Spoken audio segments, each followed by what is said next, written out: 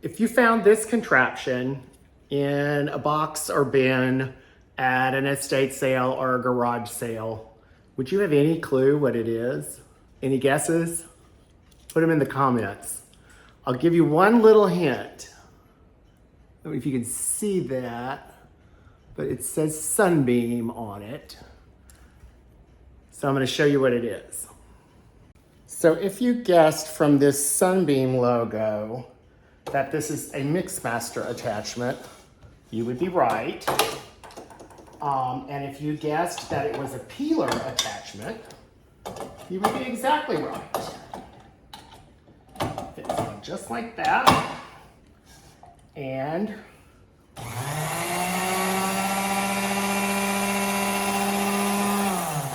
it peels. Seemed kind of like a dumb idea to me, but I wanted to check it out. So I'm going to show you how it works, and it actually does work. Better than I thought it would, actually. Here is how it works. You just impale the potato on this little rotating thing, and this little blade here peels the potato.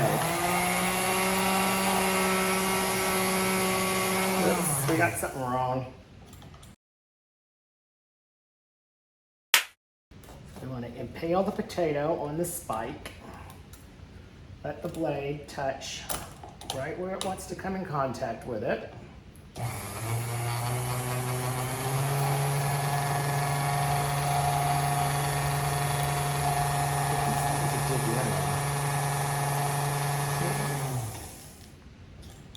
don't know why.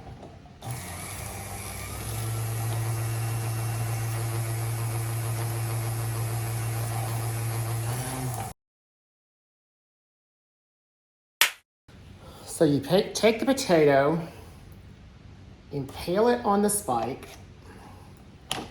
set the blade to engage, and then turn the motor on. And as the motor advances, the blade moves.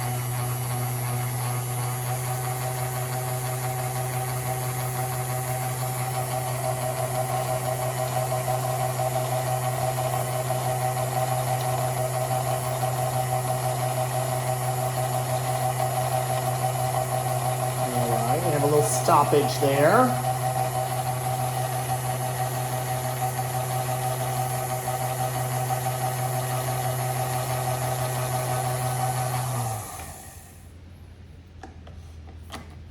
Looks like we got something stuck in the blade, and that kept it from wanting to work. Now, granted, this blade is 70 years old, so it's probably not as sharp as it's supposed to be.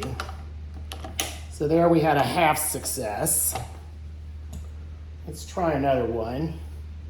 A lot of it depends on the shape of the potato too. Here's one with a very gentle slope in. That might be just what the doctor ordered. Let's see.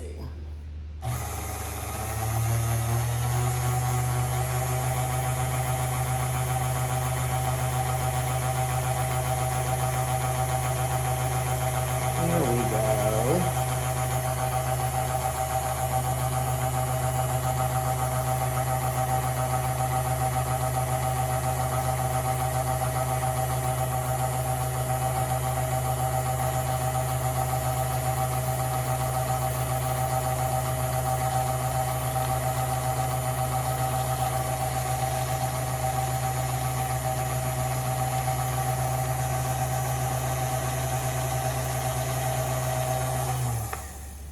That did a pretty darn good job.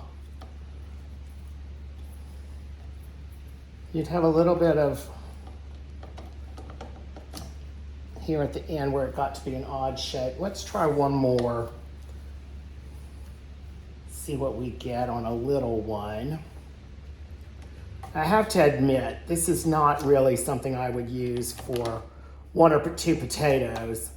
But if I was an old farm wife in the 1930s and I had a farm full of field hands to feed, this would make a lot of mashed potatoes real fast. It's really supposed to run at 10, so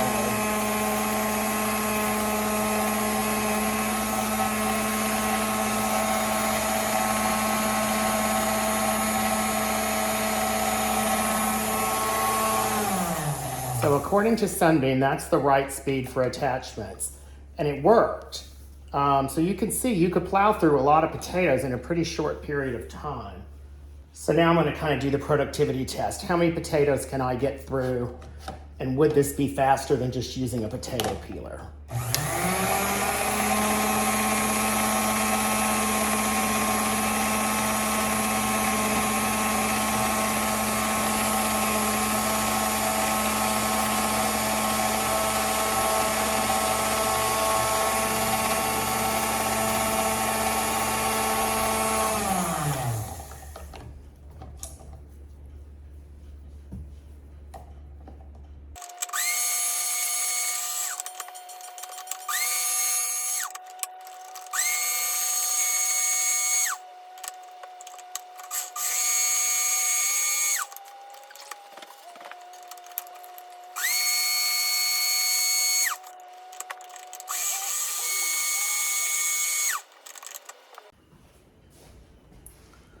So let's judge our success rate, wins versus losses.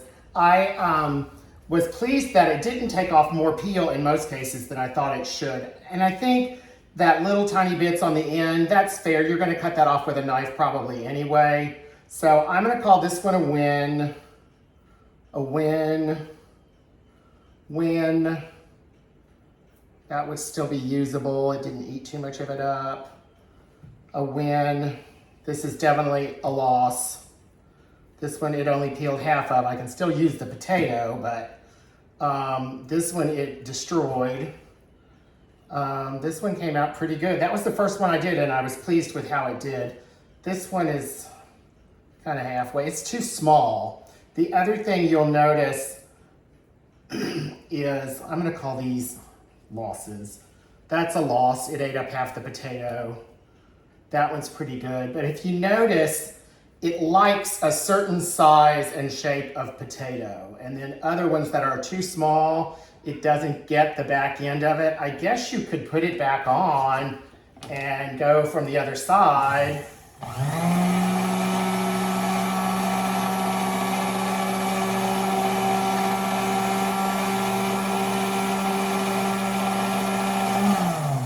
I mean, that kind of worked, but it'd be just as easy to pull that off with a knife.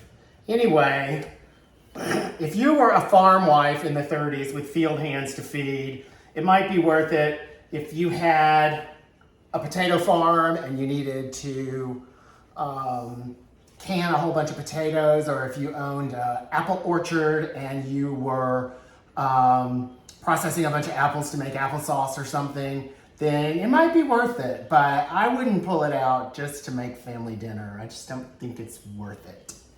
But it's a fun gadget and it's really fun to watch it work. So I'm gonna get it cleaned up and make sure it's all clean and ready to go. And it'll be on the website, ready for somebody to buy at auntienen.com.